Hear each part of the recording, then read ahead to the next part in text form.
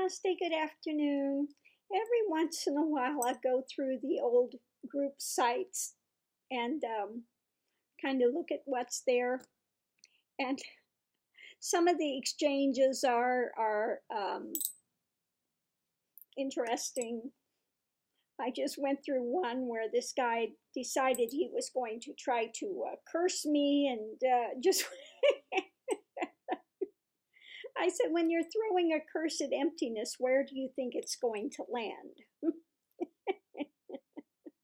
It just mirrors back to the one that sends it. So good luck with that. Of course, I'm still here. You know, I've had black magicians try to curse me. I've had Nityananda devotees try to curse me. You know, they've been thrown and thrown and thrown. But again, when everything's empty in nature, it has nowhere to land. Okay, it just goes back to where it was sent. So good luck with that, people. Anyway, this was a kind of interesting conversation that I had. And these are from long ago. This is from 2007. And it's from Goraksha. So it starts out Om Namo Narayan. Now I used to say a lot Om Namo Narayan when I was a sadhvi and wearing my sadhvi clothes. Okay. So you'll see some of the much older ones are saying Om Namo Narayan. He said, I liked your comments on your page about why Neo-Advaita of Guru philosophy is flawed, and I have passed it on to other discussion boards. However, I was confused by the following comment. I said, thank you. He said, your assumptions of my being some sadhak of Hamsa Yogi is a foolish assumption. The Satguru who was this one's guru is not known, as he wasn't a showboat playing at being a guru. Sounds like you're implying that Yogi Raj Siddhanath is a showboat. My reply was, no, not at all. This was directed to someone who simply made an assumption that I was one of Yogi Raj's chelas. The one who made this assumption claims that Yogi Raj is of inferior knowledge. I do not make this claim. So the reason it was said is simply that his assumption of my being a chela of someone he considers to be of inferior knowledge is simply incorrect. An incorrect assumption which he most readily jumped on. He goes on to say, if my interpretation is incorrect, forgive me. However, weren't you also asked by your guru to do seva to the world and be a showboat, as you say? Isn't that why you're on YouTube? I said, yes, my guru, in fact, yes, did commission this one to go forth as a Satguru. I am not a Vishva world guru, but I work in the tradition of one-to-one modality. Neither is my guru a world-known name. There's nothing wrong in being a world-known name, but I would like to simply see people have more access when needed along the path, rather than stumbling around in confusion without access to one that may dispel the confusions. Actually, I have a lot of respect for your guru. Here comes part 2. He said, Siddhanath was given his task by Lord Shiva Goraksha, the eternal now, and is fulfilling it gracefully, just as Yogananda did 80 years before. I said, when one dissolves into the eternal now, or Paramashiva, there is no voice that says to go forth. One goes forth because what comes is so liberating, and one knows that mankind's suffering is a product of their ignorance, and that each, no matter whether in ignorance or within the light beyond lights, has the same and equal core of being. Either Lord Shiva Goraksha appeared as he was traversing the path, or he simply knows at the end what is stated above.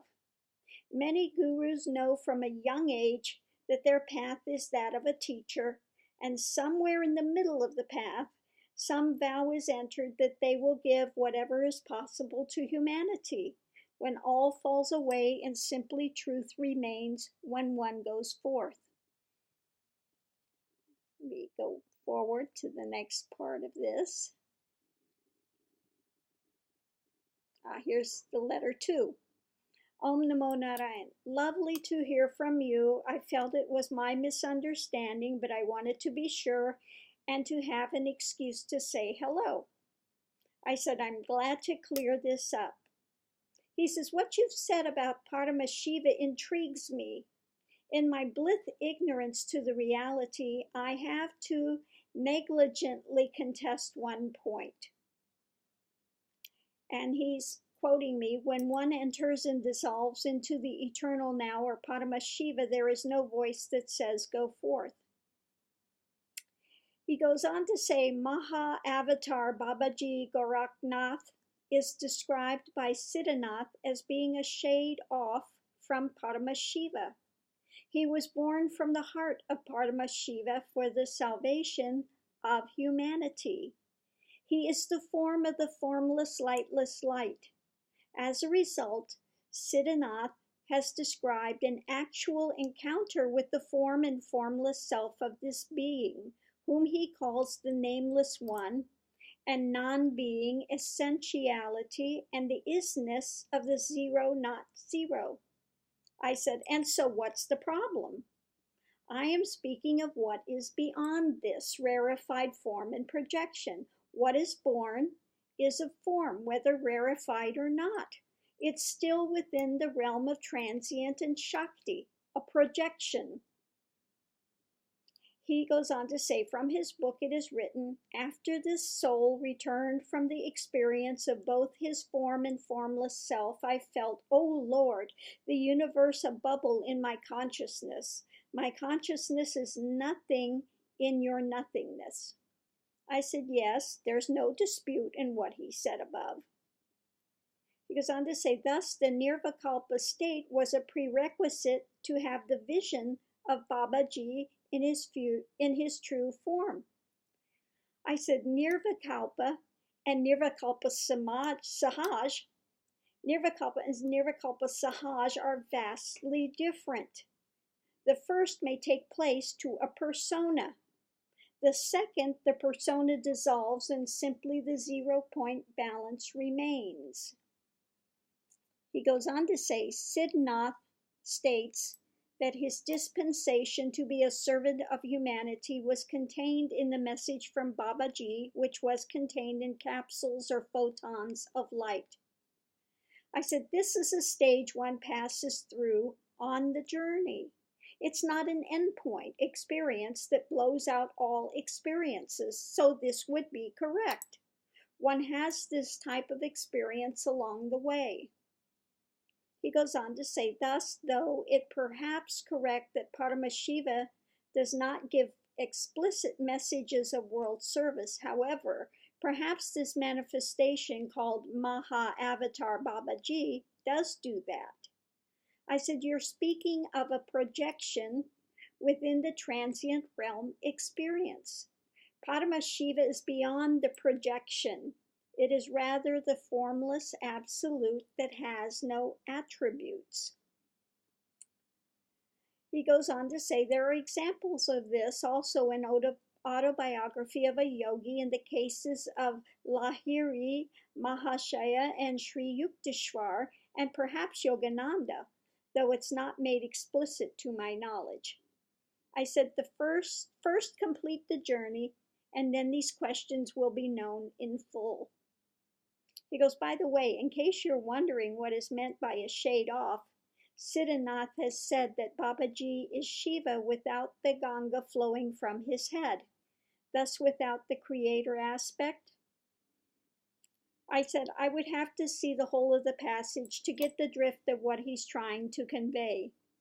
Ganga is not a creator, but is that which brings liberation. Such is the mythology of Ganga and the Ganges. He says, your thoughts? I'm laughing. I said, No thoughts. Alak Niranjan. Mahashanti Om. So that's just one of the unusual exchanges I've had throughout the years. I'll keep going through the things and putting a few up. Um, it's always interesting. Like I said, I get all sorts of manners of unusual exchanges. Namaste.